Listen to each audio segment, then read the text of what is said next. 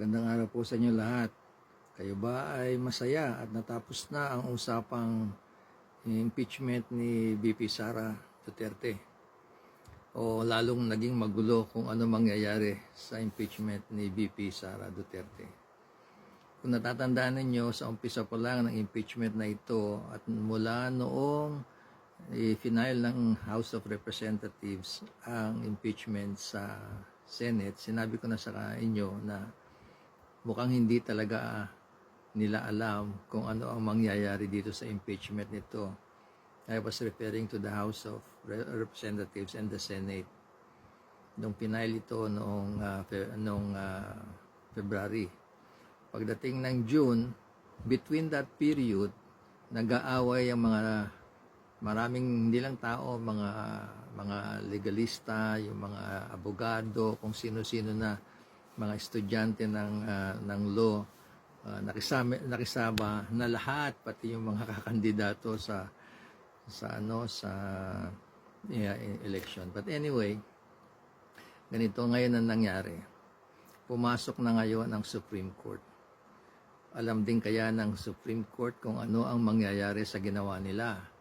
Dahil sinabi nila na unconstitutional ang pagpa-file o pagsasubmit ng impeachment kay VP Sara dahil daw sa process. Binigay nila ang 7 process na dapat daw manangyari na para mabigyan ng justice ang impeachment na ginawa nila. Dahil sa suggestion o sinasabi nila ang Supreme Court nakialam sa procedure ng pag-impeach sa House of Representatives, mukhang sumobra naman ang Supreme Court. Kasi ang Supreme Court dapat lang daw ay mag-i-interpret lang ng reklamo o ang issue tungkol sa batas. Naging issue dito ay ang Constitution provision tungkol sa 1-year bar rule, na ibig sabihin na hindi pwedeng mag-file ng impeachment laban sa isang dapat impeach twice or more than once in 1 year. Pero ang nangyari dito, imbis na sabihin na ang issue dito ay yun lang 1-year bar rule, nagbigay pa ng ruling or hindi ko alam kung sasabihin nilang suggestion yan or procedure, pero sa batas na tinatawag na jurisprudence, yan na ay magiging kasama na sa batas na ang procedure na yan ng pag-impeach ng isang tao. Yung 7 nito na wala pa noon ay yung number 1 na kailangan daw bigyan ng hustisya ang ini-impeach. Kailangan daw bigyan siya ng chance na i-defend yung sarili niya. Kailangan daw lahat ng mga congressman, hindi lang yung 100 plus na boboto para impeach ay napipirma. Kung pipirma ka, kailangan maintindihan ninyo kayong mga congressman, congresswoman, ang dahilan kung bakit isang tao ay na-impeach. At hindi lang naintindihan, kailangan binasa ninyo yan. At hindi lang yun, lahat ng 300 plus na mga congressmen and congresswomen ay kailangan nalalaman kung bakit ini-impeach ang isang tao. At lahat sila bibigyan ng kopya. Lahat kakaya ng congressman at congresswomen may panahon para magbasa, intindihin ang impeachment na yan. Tapos sinasabi kailangan magkaroon pa ng debate sa Congress kung sakaling merong silang gustong impeach. Yan ang hindi natin alam ay masasabi na parang pre-trial na kaagad bago ipasa ang impeachment doon sa Senate. Yan ang ginawa ng Supreme Court. Tapos sinabi ng Supreme Court, unconstitutional yan. Pag sinabi unconstitutional yung ginawa nila ngayon, ibig sabihin illegal. Kaya sinabi ngayon sa Senate, although hindi final sinabi na executory pa lang executory immediately. Ibig sabihin, gawin nyo kaagad ng utos ng Supreme Court na ito ay unconstitutional. Kaya ngayon nagkaroon ng debate sa Senate na ano bang gagawin natin dito? Yun na naman, hindi na nila alam ang gagawin na naman. Ano ba? Sinabi ng Supreme Court unconstitutional. Itutuloy ba natin to o hindi? Yung ba sinabi, huwag na ituloy. Kaya sinabi, unconstitutional, di siyempre, dabag sa batas na yan, bakit natin itutuloy? Sabi naman ng iba, ang senators, hindi tuloy natin. Kasi ang karapatan ng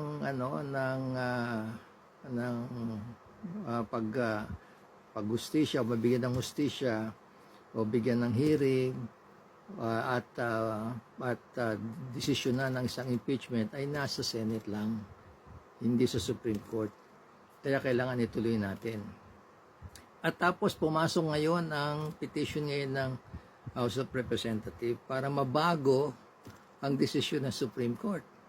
Tatatandaan nyo doon sa dati kong video na nakaraan. Sabi ko, okay, unconstitutional, pero pwede pang mag-petition. Bakit? Hindi pa naman final. Kadalasan kasi, kung final na ang desisyon ng Supreme Court, sasabihin nila, final and executory na. Pero ang decision nila, sinabi lang, executory pa lang, hindi pa final. Kaya pwede pang mag-petition ang House of Representatives. O ano nangyari kahapon? Dahil hindi nila pwedeng ituloy, dahil nga merong petition ng House of Representatives, hindi rin nila pwedeng itapon na o i-dismiss na kasi wala pang desisyon ang Supreme Court tungkol dyan. Wala pang final. So, anong nangyari, sabi nila, itabi muna natin, archive muna natin. Para, kung sakaling sabihin ng Supreme Court na final na yan, hindi nila babaguhin, di wala tayong gagawin.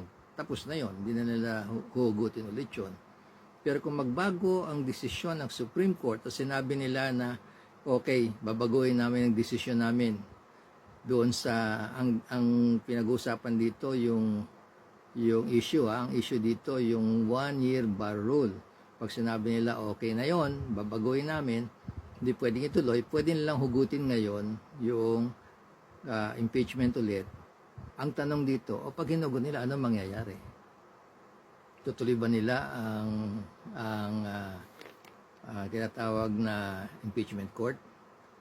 Kasi iba na ito, ibang Senate na ito eh. Kailangan kung gusto nilang magtayo ng panibagong court, kailangan dadaanan ulit yan sa plenary ng Senate. Di pagdidibatihan na naman nila yan. Ganong katagal. Alam siguro ng Supreme Court na matatagalan pa yan kung ano man desisyon ang gawin nila. Kaya ang sabi nila, maghintay na lang kayo, mga 6 na buwan na lang eh. February 6, 2026, pwede nyong i-file ulit ang impeachment. Pero kung ipa-file nyo yan, ito na ang kailangan. Sundin. Ginawa na ng Supreme Court ang procedure kung paano gagawin ang impeachment complaint at paano ipapasayan sa Senate. Tignan natin kung anong mangyayari. Nung sinabi kong hindi alam ng Senado tsaka ng House of Representatives kung anong kahihinatnan nitong impeachment ni VP Sara, sa tingin ko, maski ang Supreme Court, hindi rin nilang alam kung anong mangyayari sa mga ilang araw o dun sa desisyon, whether may state pa rin decision or babaguhin nila. Kaya, tignan natin. Sino sa atin ang nakakaalam? Sinabi ko na sa inyo, maraming hindi nakakaalam. Siguro talagang sinadya ng tadhana na lahat tayo ay hindi natin malaman kung ano ang mangyayari sa Pilipinas, kung anong direksyon tayo mapupunta. Pagdasal na lang natin, ang direksyon ay tama. God bless the Philippines. God bless the Filipinos.